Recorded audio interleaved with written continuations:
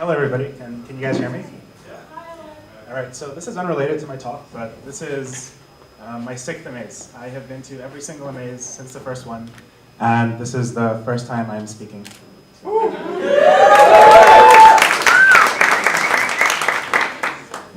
So at the end of last year, I did something. I completed university. And while I was in university, I was lucky enough to be hired in the games industry. I worked part-time while I studied. And December came around and I had shipped my fourth game. And it was pretty dope. And I went home, I told my mom, like, hey mom, check it out. I just shipped my fourth game. And she's like, oh, that's good, very good, Ahmed. And I was like, yeah, and I'm done with exams, so it looks like I'm gonna graduate. She's like, oh, it's very good, Ahmed. I was like, yeah. And she said, so what are you going to do next year? I'm gonna keep making games? He's like, what? like yeah, this thing I wanted to make my career. What? Ahmed, you have two choices. You could be doctor or you could be engineer, and you chose engineer, and you are now engineer. So why are you not engineer? So this was a pretty hard pitch to make to my mom. I was like, yo, I'm not really interested in this. I kind of want to just make games. And she was like, okay, perhaps you can make games. But if you make games, then how will you make money? Ahmed, you need money to make grandchildren. I was like, so some context here. I'm from Sudan. I come from a pretty conservative Middle Eastern family. So these are the kind of conversations that we have. And this is unrelated to my talk, okay? So these things usually are pretty rambly, and I want to start off the talk by just telling you what the main theme is, and the main theme of this talk is confidence. Confidence is the idea that I want to convey to you guys today. So even if I go way off target, just know that that is the original idea that I intended to give to you guys. Okay. So this is a conversation that I had with my mom several times over that summer, and I was like, yo, I'm so tired of this, and I'm so tired of, like, and I sat down, like, okay, I'm gonna prove to her, I'm gonna sit down, I'm gonna make some dope-ass games, and I sat down in front of my computer and I did not make dope-ass games. So I thought, you know what, screw this, I'm gonna quit games. I am not gonna make games anymore. I'm gonna do the exact opposite of making games. I'm gonna sell out to the man for fun and profit. And so I did that. I traveled to Cape Town, which is... Anyway, Joe Bird rocks, guys. Joe Bird till then. Anyways. And I joined a normal tech company. I did not have anything to do with games whatsoever. I discovered that I'm a morning person. I would get to work at 6 a.m. I would leave work at 2 p.m. because I would skip lunch, and I would go for beautiful walks around Cape Town. It was great. And I told myself, like, you know what I'm going to do? I'm going to make sure I take care of myself. So I got an apartment. It's not really great. I shared with two other people, and I live in like a shoebox because Cape Town is super expensive. God damn. Anyways, so I made sure that I could walk to work and back every day. I made sure I never took my work home with me, and I made sure that whatever I did not make games. And it didn't work. I kept making games, I'm sorry. I did it in my spare time. I thought, well, you know what? Maybe I should try getting a job in games again. How am I going to do this? And you know, applying for jobs in games is scary, especially if you're from like not the US or the EU, because you just assume everyone is more skilled than you.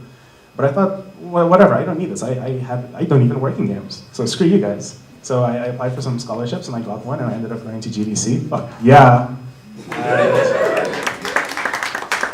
It was dope. I went there, I didn't know anybody, and it was one of the greatest experiences of my life because game developers are great people and you make lots of friends, so that was a good experience. But anyway, that's not even the point of this. The point of this was, at GDC, you have this constant thought in the back of your head that I am not meant to be here. And this is a pretty common theme here, so I know I'm treading some ground, but I think slightly differently because I enjoy putting myself in uncomfortable situations. Just a sidetrack here.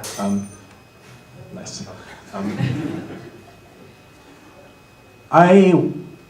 When I was in varsity, I was really scared of going to parties and dancing So I joined the ballet club. I did ballet, I did contemporary, I did hip hop. I still can't dance to save my life, but I did it.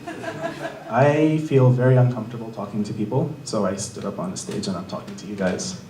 And it's a cool skill to fake confidence. Do you know how good I've gotten at faking confidence? There's nothing on this paper.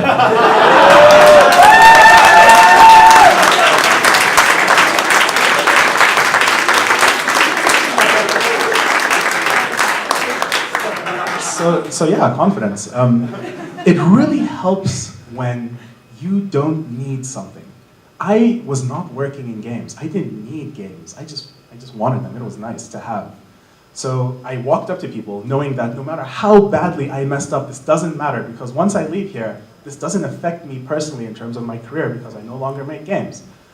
So I started networking with people and it turns out I was surprisingly good at it. I got into a bunch of parties, I met a bunch of people, and by the end I got a job offer. What up?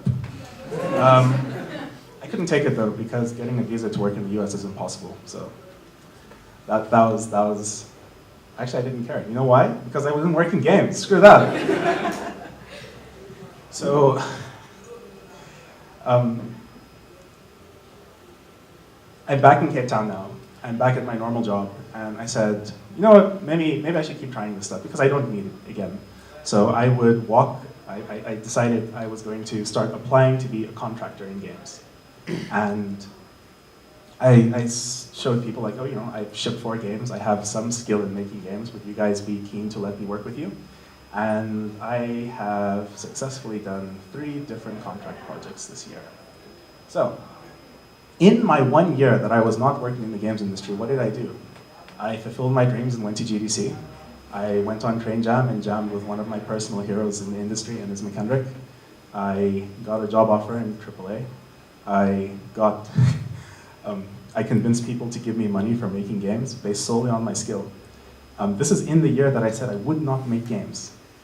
So how did the 1 year of me not making games make me so good at convincing people to let me make games? The secret was confidence, or the lack thereof. I'm not really confident. I just had a very comfortable base in which I could always lean back on if things didn't work out. And I explained this to one of my friends, and they told me that for a brief moment I had just experienced cis white male privilege. It was pretty great. But anyway, I'm done with my rambling talk. Thank you so much for listening to my first talk, and I hope you guys give me